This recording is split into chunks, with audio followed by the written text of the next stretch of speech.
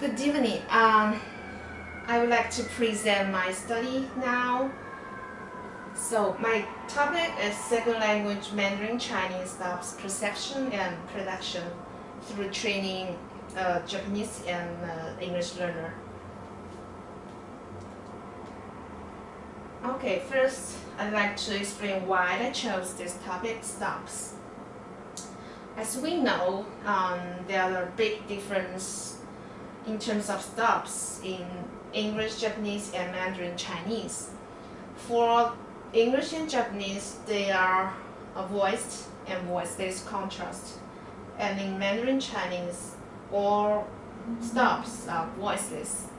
So we can see from this table, in Chinese pinyin form, it doesn't have the IPA, the. Okay, so Mandarin Chinese is only differentiated by aspiration. Okay, so basically researchers use VOT, which is voice onset time, to measure the stops. Okay, so based on Cho and later Forge's study, what VOT can be divided into 4 categories, which is highly aspirated, aspirated, slightly aspirated, and unaspirated.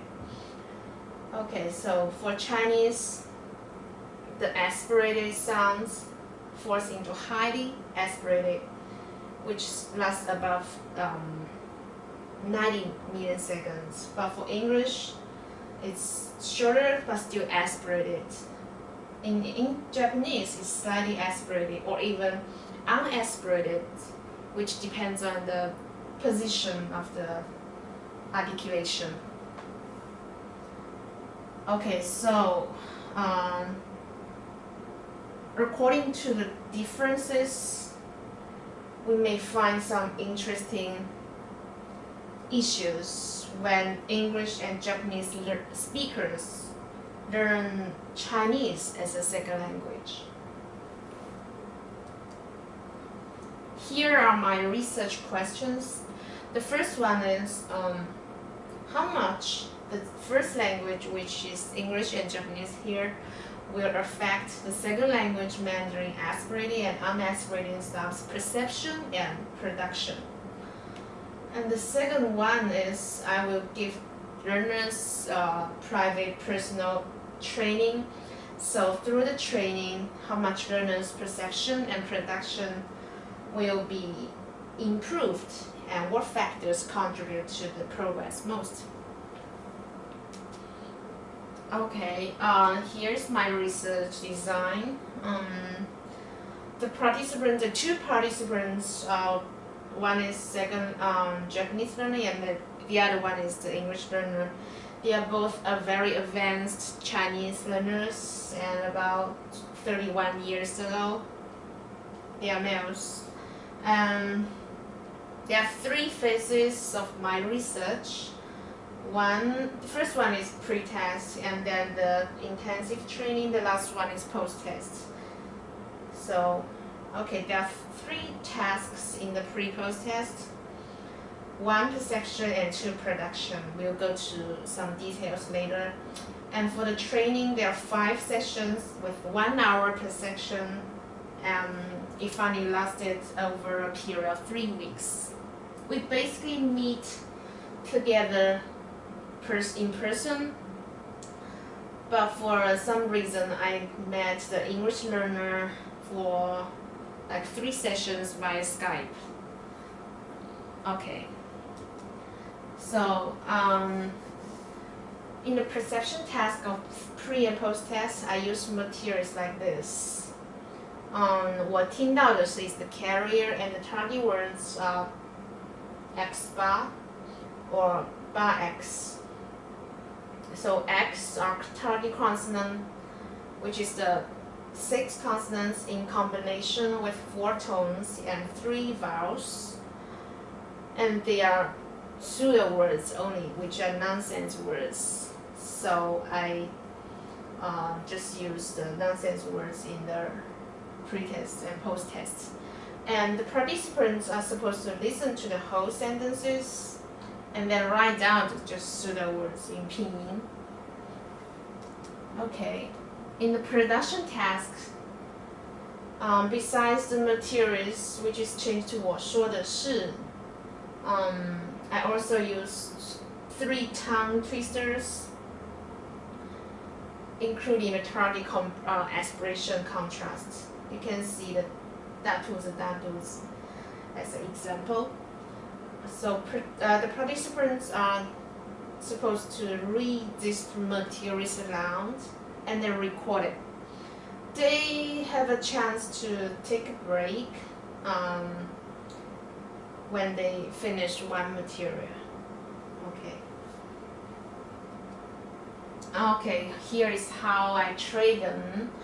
I basically do some perceptual identification and free conversation and pre-production practice with immediate feedback. Okay, so here is an example. 被套 and 配套 is the minimum pair of per contrast. Okay, so I would ask them to read it out first and correct them if they don't have the accurate pronunciation. And then I do some conversation, like ask a question like this, 这是你的被套吗? And then the participant are supposed to answer my question with the target word, okay?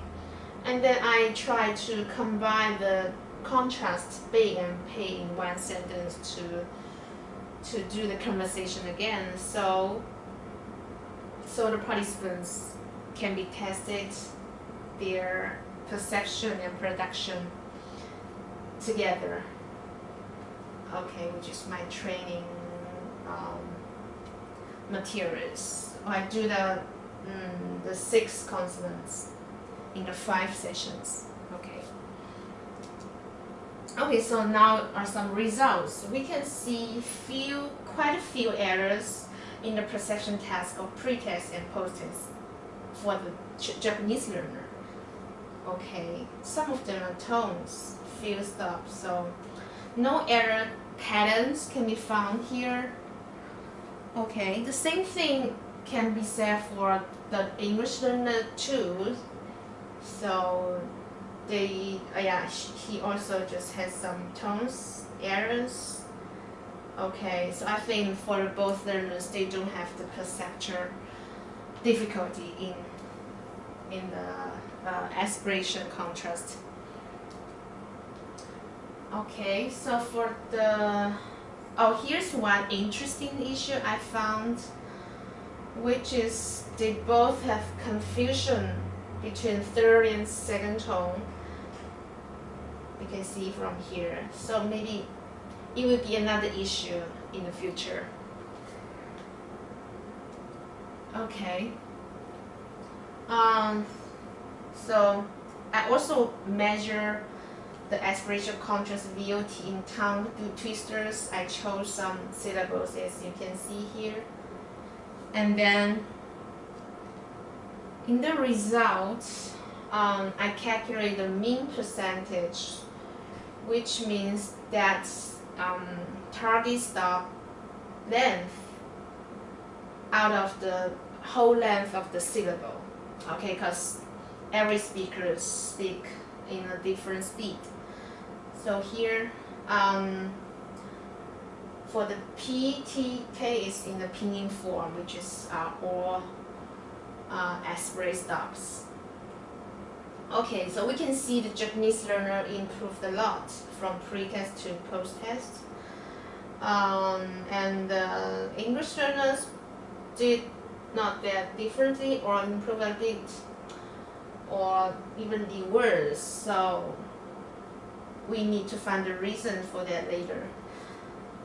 Yeah, for the aspirate stops, VOT values, we can see the same thing, right? And the Japanese learners are approaching to the native speaker, but the English learners didn't show much progress. Okay.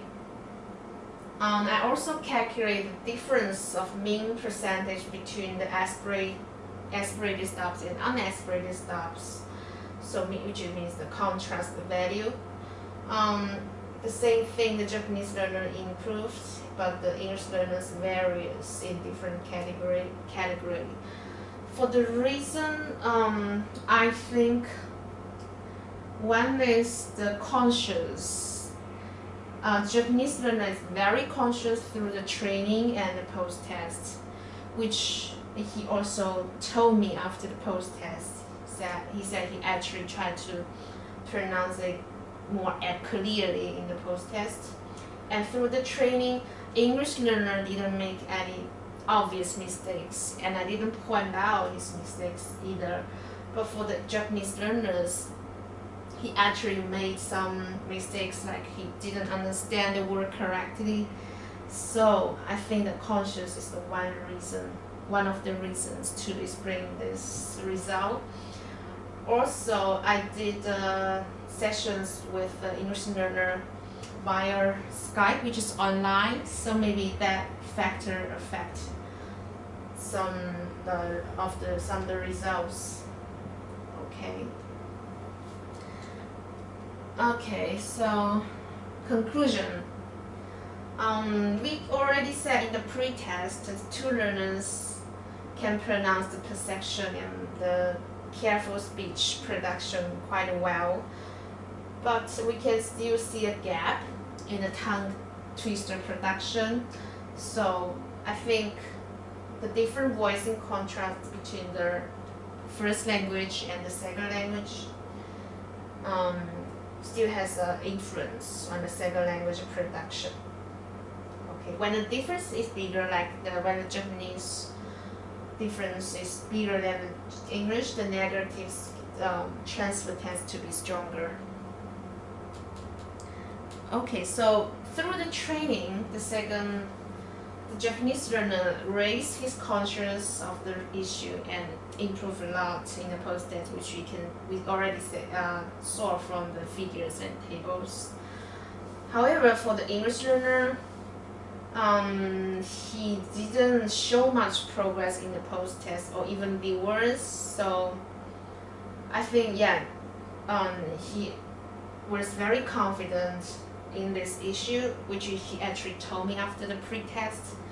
So I think my training design is still need to improve, which need to analyze my production in the pre-test. Okay, and then it's better to gather the both participants in one same situation, at the same time, same person in person in the future to be fair. Okay, so it's not the end, so I would like to address this issue in the future. Okay, here's my presentation of my case study. Thank you.